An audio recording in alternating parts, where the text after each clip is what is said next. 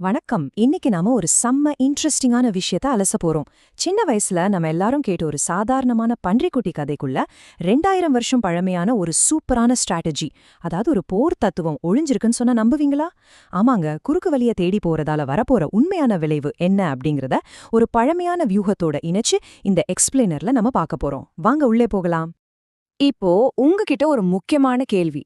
குறுக்கு வழிய தேர்ந்தெடுக்கிறதோட உண்மையான விலை என்ன? லைஃப்ல எப்பவாவது ஈஸியான வழிய தேர்ந்தெடுத்துட்டு அப்புறம் அடடா இப்படி பண்ணிட்டோமேன்னு ஃபீல் பண்ணிருக்கீங்களா? இந்த கேள்விதான் நம்மளோட தேடலுக்கு அடித்தளம். கொஞ்சம் கூட உழைக்காம உடனே ரிசல்ட் வேணும்னு நினைக்கிற மைண்ட் செட் என்ன மாதிரியான விளைவுகளை ஏற்படுத்தும்னு இந்த கதை மூலமா நாம தெரிஞ்சுக்க போறோம். பகுதி 1. வீட்டை விட்டு வெளியேறும் நேரம். ஒரு காட்டுல வாழ்ந்து வந்த 3 பன்றிக்குட்டிங்க கிட்ட அவங்க அம்மா பன்றி, நீங்க இனிமே சொந்தமா தனித்தனியா வாழ பழகிக்கணும்னு சொல்லிடுறாங்க. சரின்னு வீட்டை விட்டு வெளியேறின அந்த 3 பன்றிக்குட்டிகளும் காட்டுக்குள்ள போறாங்க. அங்க ஒரு சூப்பரான செழிப்பான இடத்த பாக்குறாங்க. வாவ், இங்கேயே நாம வீடு கட்டிக்கலான்னு முடிவும் பண்றாங்க. ஆனா இங்கதான் ஒரு ட்விஸ்ட். 3 பேரும் சேர்ந்து ஒரு பெரிய வீட்டை கட்டாம ஆளுக்கு ஒரு வீடை தனித்தனியா கட்டிக்கலான்னு முடிவெடுக்கறாங்க. அவங்களோட உழைப்புக்கான முதல் டெஸ்ட் இங்கதான் ஆரம்பிக்குது. பகுதி 2. 3 வெவ்வேறு வீடுகளை கட்டுதல். எப்படி கட்டுறாங்கன்னு பார்ப்போம். இப்போ இங்க இருக்கிற இந்த டேப்ல பாருங்க, அந்த 3 பன்றிகளோட மைண்ட் செட் எப்படி இருக்குன்னு இதுல தெளிவா தெரியுது. முதல் பன்றி என்ன பண்ணுச்சுன்னா, வழியில ரொம்ப ஈஸியா கிடைச்ச வைக்கோலை எடுத்து டக்குன்னு ஒரு வீட்டை கட்டிடுச்சு. இது ஒரு பக்கா குறுக்கு வழி. 2வது பன்றி வழியில கிடந்த விறகு குச்சிகளை எல்லாம் சேர்த்து ஒரு வீட்டை கட்டுச்சு. இதுவும் கொஞ்சம் ஈஸியான வேலைதான். ஆனா 3வது பன்றி தான் செம்ம ஸ்மார்ட்.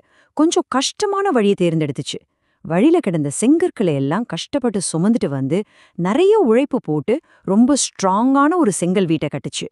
உழைப்போட 3 வெவ்வேறு லெவல்ஸை நாம இங்க ரொம்ப தெளிவா பார்க்க முடியுது இல்லையா? பகுதி 3. பெரிய கெட்ட ஓநாய். இப்போதான் நம்ம கதைக்குள்ளேயே வில்லன் என்ட்ரி ஆகுறான். இந்த பன்றிக்குட்டிங்க காட்டுக்குள்ள நுழைஞ்சதுல இருந்தே ஒரு ஓநாய் இவங்கள நோட்டா விட்டுட்டே இருக்கு. அப்படியே ராத்திரி ஆகுது.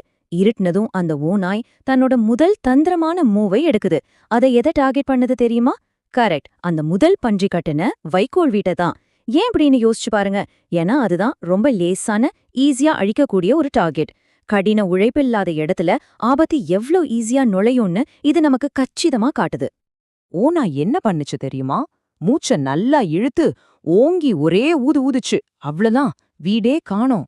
வைக்கோலால கட்டப்பட்ட அந்த வீடு ஓநாயோட ஒற்றை மூச்சு காத்துக்கு தாக்கு பிடிக்க முடியாம அப்படியே காத்துல பறந்துருச்சு. உள்ளே இருந்த முதல் பன்றிக்குட்டி பயத்துல நடுங்கி போய் அங்கிருந்து தப்பிச்சு தன் சகோதரன் கட்டின அந்த குச்சி வீட்டுக்கு ஓடுது. உழைப்பே இல்லாத குறுக்கு வழி முதல் டெஸ்டிலேயே எப்படி பொலபொலன்னு உதிர்ந்துருச்சு பாத்தீங்களா? இப்போ அந்த ஓநாய் தன்னோட அடுத்த டார்கெட்டை நோக்கி போகுது. பயந்து ஓடுன முதல் பன்றிய துரத்திக்கிட்டே 2வது பன்றியோட அந்த மரக்குச்சி வீட்டுக்கு வருது.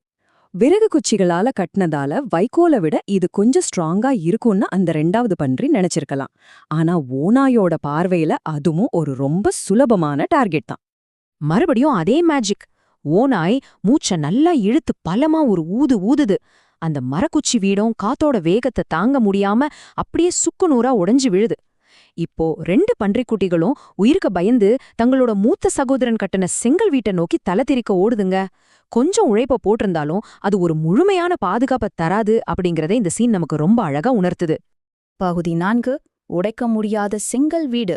ஓநாயோட ஓவர் கான்ஃபிடன்ஸ் எப்படி உடையுதுன்னு பாப்போம். இங்க இருக்கிற இந்த கம்பாரிசனை கொஞ்சம் கவனிங்க. இது ரொம்ப முக்கியமான ஒரு கட்டம்.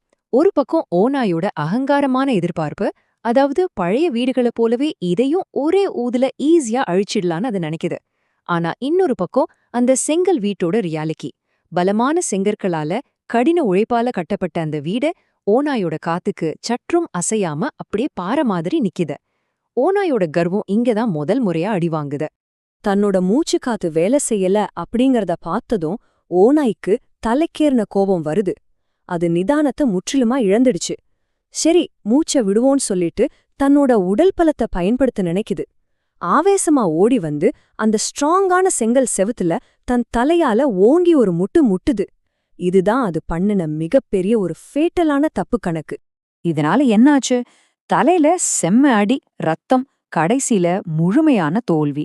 செங்கல் செவுத்துல முட்டினதால ஓநாயோட மண்டைதான் உடைஞ்சதே தவிர அந்த செவுத்துக்கு எந்த பாதிப்பும் இல்ல. எந்த ஒரு பிளானிங்கும் இல்லாம வெறும் கோவத்தாலையும் கர்வத்தாலையும் மட்டுமே செயல்பட்ட ஓநாய் உடல் அளவிலும் மனசளவிலும் ரொம்ப மோசமா தோத்து போய் ரத்தம் சிந்தி நிக்குது. பகுதி 5 திருக்குறள் பாடம். இப்போதான் நாம ஒரு பெரிய விஷயத்துக்கு வரப்போறோம். நான் ஆரம்பத்துல சொன்னேன் இல்லையா, ஒரு 2000 வருஷத்து போர் வியூகம்னு. அது இதுதான். இந்த திருக்குறளை கொஞ்சம் கவனிங்க. வினை வலியும் தன் வலியும் மாற்றான் வலியும் துணை வலியும் தூக்கிச் செயல்.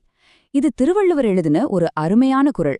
அதாவது, ஒரு விஷயத்துல இறங்குறதுக்கு முன்னாடி நாம செய்ய போற செயலோட வலிமை, நம்மளோட சொந்த பலம், எதிரியோட பலம், அப்புறம் 2 பேருக்கும் துணையா வரப்போறவங்களோட பலம், இது எல்லாத்தையும் நல்லா ஆராய்ஞ்சு செயல் பண்ணணும். அகங்காரத்துல கண்ணு தெரியாம இருந்த அந்த ஓநாய் செய்ய தவறுனது இதத்தான். இந்த 4 முக்கியமான கால்குலேஷன்ஸ பாருங்களேன். 2000 வருஷத்துக்கு முன்னாடியே எவ்ளோ மாடர்னான ஒரு ஸ்ட்ராட்டஜியை சொல்லிருக்காங்க. 1. செயலோட வலிமை. நாம செய்ய போற காரியம் எவ்ளோ கஷ்டமானது. 2. நம்மளோட சொந்த வலிமை. அதை செஞ்சு முடிக்க நம்மகிட்ட திறமை இருக்கா. 3. எதிரியோட வலிமை. நாம எதிர்க்க போற டார்கெட்டோட பவர் என்ன. 4. துணை வலிமை. 2 தரப்புலயும் இருக்கிற கூட்டாளிகளோட பலம் என்ன. இந்த 4ஐயும் சரியா கால்குலேட் பண்ணாம எந்த ஒரு செயலையும் நாம இறங்கவே கூடாதுங்கிறதா இந்த தெளிவான அட்வைஸ். சோ இங்க பாயிண்ட் என்னன்னா, இந்த டேபிள பாருங்க. ஓநாய் எப்படி இந்த 4 விஷயத்திலயும் ஃபெயில் ஆச்சுன்னு இது ரொம்ப அழகா மேப் பண்ணுது. முதல் கணக்கு, செயலோட வலிமை. ஒரு செங்கல் சுவர வெறும் மூச்சு காத்துல ஊதுறது இம்பாசிபிள் அப்படிங்கறத அது ரியலைஸ் பண்ணல. 2வது, தன் வலிமை. தன் தலையோட பலத்தை ரொம்ப ஓவரா எஸ்டிமேட் பண்ணி செவுத்துல முட்டி மண்டையை உடைச்சுக்குச்சு. 3வது, எதிரியோட வலிமை. அந்த செங்கற்களோட உறுதித்தன்மையை அது கம்ப்ளீட்டா இக்னோர் பண்ணிடுச்சு. 4வது, துணை வலிமை. தனித்தனியா இருந்த அந்த 3 பன்றிக்குட்டிகளும் இப்போ ஒரு ஸ்ட்ராங்கான வீட்டுக்குள்ள ஒன்னா சேர்ந்து தங்களுக்குள் துணையா நிக்குது அப்படிங்கறத இந்த ஓநாய் கவனிக்க தவறிடுச்சு. கடைசியா உங்களுக்கான ஒரு சிந்தனை கேள்வி. லைஃப்ல உங்க பிளான்ஸ வைக்கோல் மாதிரி ஈஸியான குறுக்கு வழியில கட்டுறீங்களா, இல்ல திருக்குறள் சொல்ற மாதிரி ஒரு கொத்தனார் எப்படி செங்கல் சிமெண்ட்னு சரியா கணக்கு போட்டு கட்டுவாரோ அதுபோல உங்க பலத்தையும் எதிரியோட பலத்தையும் சரியா கணக்கிட்டு ஒரு ஸ்ட்ராங்கான ஃபவுண்டேஷனை அமைக்கிறீங்களா? எந்த ஒரு செயல்ல இறங்குறதுக்கு முன்னாடியும் இந்த 4 வலிமைகளையும் தூக்கி செயல்படுங்க. அடுத்த முறை சரி உழைப்ப குறைக்க ஒரு குறுக்கு வழியில போவோம்னு நினைக்கும் போது அந்த ஓநாயோட உடஞ்ச மண்டையும் செங்கல் வீட்டோட உறுதியையும் கொஞ்சம் ஞாபகம் வச்சுக்கோங்க. அது கண்டிப்பா உங்க ஸ்ட்ராட்டஜியை மாத்தும். சரி, இந்த எக்ஸ்பிளைனர் உங்களுக்கு ரொம்பவே பயனுள்ளதா இருந்திருக்கும் நம்புறேன். சிந்திப்போம், சிறப்பா செயல்படுவோம்.